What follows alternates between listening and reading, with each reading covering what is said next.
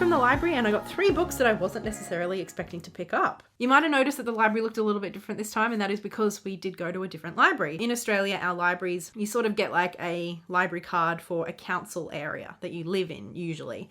And so I decided to check out one of my other libraries. It's a little bit smaller, but they had some books that I've never seen at the Footscray Library before, so that was exciting. The first one I decided to pick up, oh my god, this book is so big, is The Ruin of Kings by Jenn Lyons. Now, this is a book that I sort of considered purchasing. I've heard some people on BookTube and BookTok talking about how much they love this series and how fun it is. It does seem like there's some interesting and unusual narrative devices used, which will be, I don't know, I'm curious to see how I go with that in a massive fantasy book. I think it's like 6 or 7 books long, the series. So I did not choose to buy it because I was intimidated. But I mean, when I saw it at the library, I thought, why not give it a go? And because this is such a big, chunky book that I am a little intimidated by, I decided to take it pretty easy on my other choices and just pick up 2 children's books. The first is Skunk and Badger by Amy Timberlake. And then Pax is more a middle fiction title, which I think is quite emotional. So I've heard people say that this makes them cry a lot. Yes, The Guardian describes it as a heart-wrenching masterpiece. Great. And if you picked up on it, they do give very similar vibes, and that is because they are both illustrated by Klassen. Like this one, very pretty. Not as many illustrations in Pax as there are in Skunk and Badger, but there's still a few. Anyway, so those are the books that I'm going to try and get through in the next 3 weeks. Like I said, I am quite intimidated by Ruin of Kings, but we'll just have to see. I mean, it's always like, it's one of the nice things about using your library is that you can try out books that you maybe weren't entirely sold on and that you didn't want to invest the money in. It's a great way to try out new books. Anyway, I'm going to go and start getting stuck into these books, and I'll give you some mini reviews as we go along. Hello, and welcome to a freezing Saturday evening in Melbourne. I am home alone. Blair is out socialising. I am taking the only day off that I have this week to try and recover some spoons. And for the last few days, I have been struggling through The Ruin of Kings. I've only made it to page 94, and I think I'm gonna have to DNF it. I feel like I've really been DNFing quite a lot of books lately, and I'm torn between being frustrated and feeling like I'm just not reading books that I love, but also I'm kind of proud of myself for actually DNFing books when I want to. To be clear, I don't hate this book. I think ultimately it just comes down to the fact that I'm really not enjoying my experience reading it, and I just keep looking at my shelves knowing there are so many other things that I would much rather be reading right now. At the beginning of the book, we're introduced to 2 characters, Rook, who is also called Kieran, and Talon, I think her name is. Rook/Kieran is in prison, and Talon is his guard. And Talon asks Kieran/Rook to tell her his story. And so he does. Chapter 1 is him starting to tell his personal story, starting where he thinks it should start. And we find out that he is enslaved. We see as he's literally sold off in this like mass human trafficking auction. And we find out that part of his soul has actually been removed and placed into an object, which allows whoever is holding that object to give him commands that he cannot refuse or deny. If he does, he dies. It's pretty intense. But then Talon just like interrupts him and says, no, that's not where your story starts. Let me tell you what I think your story is. And so basically each chapter we like alternate between the 2, both telling Kieran/Rook's story just from different time points. So it's sort of learning about one person's life, like from 2 different time points moving forward. One in the first person from Kieran/Rook's perspective, and another in the third person from Talon's perspective. On top of that, this book is basically set up to actually be a book from the world. Like the whole book, I think, has been found and translated or something by another character who has literally, I don't know if you can see this, but they have annotated the book. And there are like significant annotations on probably at least half the pages. Some of these annotations give us like some world building, some of them give us context, others are more sort of like sassy one-liners. So those I don't mind so much, but others are literally sort of there to point out the subtext or the nuance just in case we missed it. And those I don't enjoy. For example, there's one point where a character is talking about an enslaved sex worker and sort of describing her as willing.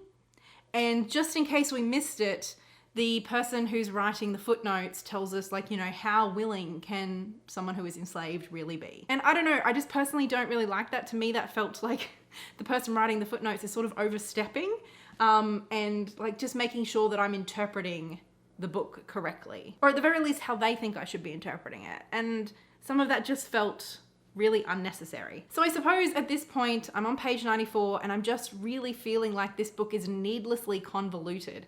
We're learning about one person's life story, but from two different perspectives and from two different points in time. And on top of that, we have this third sort of outsider just like stepping in from time to time to let us know what we should be thinking, giving us context, giving us some little fun facts about the world. It's not convoluted in the sense that it's confusing and I don't understand what's happening. It's more just, it's kind of obnoxious and a bit annoying. The thing that does make it a little, not hard to follow, but like I just kind of have to work for this book is just how many names are dropped constantly and how many sort of odd fantastical words that are specific to this world are used as well. Like in the back of the book, there is 10 pages of just a glossary, which is just a dictionary of all of these terms and names, just to help you keep track of them. But there's so many of them that like even the glossary becomes a bit cumbersome. We get a little cheat sheet for all of the royal houses, which takes up 5 or 6 pages. So there's quite a number of them. So I'm glad we get the cheat sheet. We also get a pronunciation guide and a family tree. Like there's a lot going on, which is fine. Like I could do the work to keep up and stay interested, but I guess I am such a character-driven reader and I don't care about anyone yet. And I'm 100 pages in. There is a bit of a mystery developing around like who and why Kieran/Rook was enslaved to begin with. And at the auction where he's being sold off, he goes for a record amount. And there's 2 main people bidding. So we're also supposed to be caring about like why this supposedly nobody slave is drawing so much attention. But ultimately, I don't care. I'm not even a little bit invested. So basically, I'm not enjoying the writing style. I don't really care for the world building. I don't like the narration style. I don't like any of the characters. And I just don't care. And maybe if I read this at a different point, I might be like interested enough to push through and like take my time to become invested. I don't have the spoons to push through right now. I don't know if that makes sense. Like I have read books at a multiple point of view before. I have read books that are different timelines before. But for whatever reason, like the combination of everything that is going on in this book is just not working for me right now. So that is my very convoluted way of justifying why I have decided to DNF The Ruin of Kings at 94 pages. I will say that my favorite part of this book was how short the chapters were. I think there's like 80 something chapters in this 500 and something page book. And honestly, in theory, I do like the idea of the footnotes with a character from the world sort of like filling in the gaps, or I don't know, just interjecting a bit of personality through footnotes. I like that idea. I just didn't like the way that it was executed here. Also, it has a map. Maps are cool. Everyone likes a map. Now that I'm thinking of it, the people that I have heard recommend this very strongly, like the people that I love to watch, for example, Angela, I think pretty much everyone has said that they enjoyed the audiobooks the most. So maybe if I ever had the opportunity to try out the audiobooks, I would give this another go. But for now, I think reading these through is just not what I want to be doing. But like I said at the beginning, that is one of the reasons that I love going to my library, is that I get to try things like this out that I have been curious about and probably would have stayed on my list and played on my mind until I eventually bought it.